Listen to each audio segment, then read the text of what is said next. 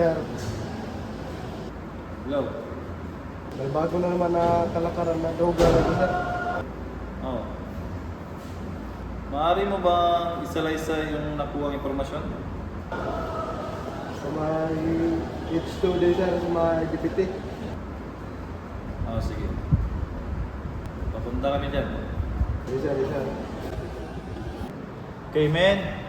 Pinapatawag ko kayo dahil marami na naman akong nababalitaan na maraming krimen na nangyayari dito sa H2D. Oo nga sir, may sagot kaming balita na marami na daw magtitinda ng droga sa lugar na yan. Sa ganon, gusto ko i-confirm nyo ito at aksyonan nyo agad. Kapit? Kasi sir,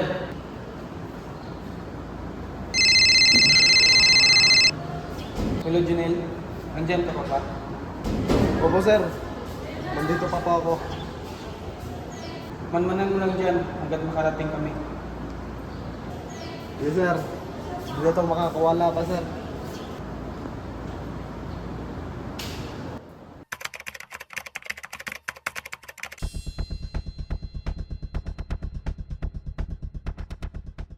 Junel, Yes, sir.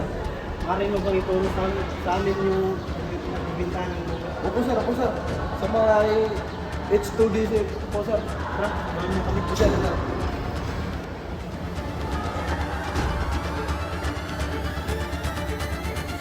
Dito po, sir. Pagsisinda sa... Yes, sir, sir. Uy, pare. Kumusta? Okay lang, pare. Kano ba yan?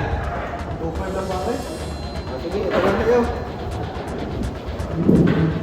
Goods. Tara, pare.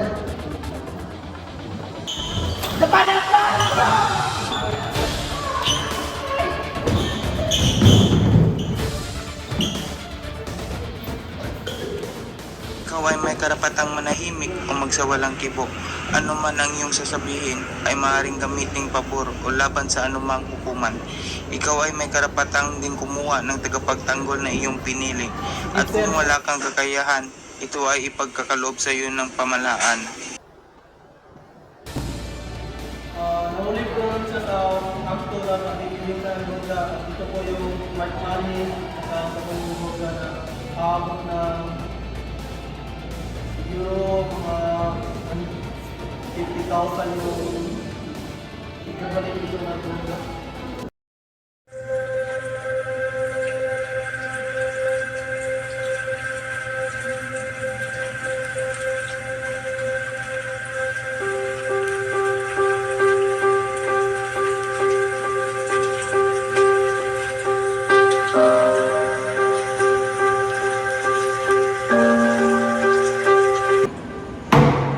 Now let's begin the case of Mr. Norman versus the people of the Philippines.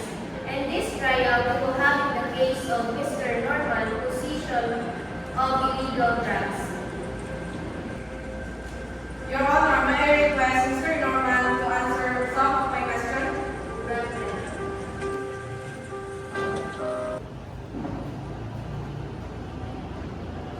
Mr. Norman, may I ask if nasaktan po ba kayo sa paghuli sa inyo? Hindi po. Binugbog po ba kayo? Opo, pero pangulo na po sila. May tanong ko lang din po, kung may kasama ba kayo sa pagbebenta ng droga sa HQD? Opo. So, base sa sinasabi mo, inaari mo bang nagbebenta ka ng droga at nahuli ka nila sa aktong nagbebenta ka ng droga? Opo. That's all, Your Honor.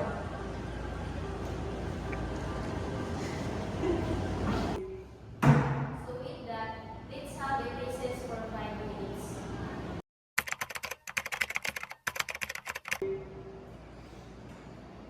This trial is going to end having Mr. Norman guilty for Republic Act 9165 for distribution of illegal drugs, sentencing 12 years of imprisonment with no probation and a fine of 100,000 pesos.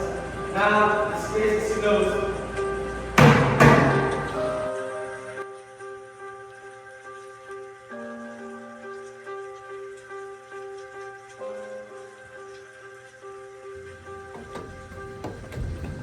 Sundan mo.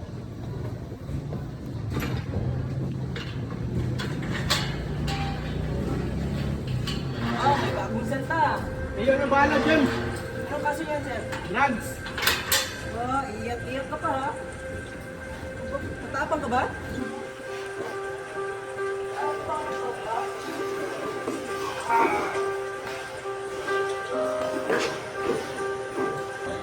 Bilisan mo! Bilisan mo!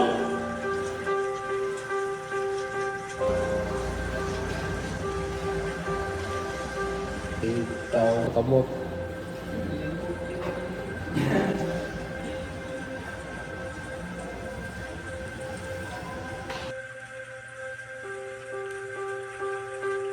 Ayaw ako mga kapatibo, kayo bahala sa mga gawa niyo sa labas.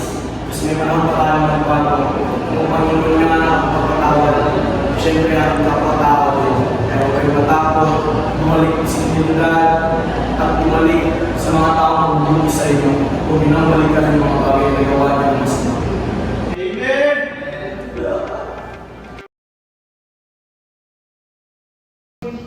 Magandang hapon sa lahat. Nandito po tayo upang talakayin ang pagbanyak para iwas sa droga.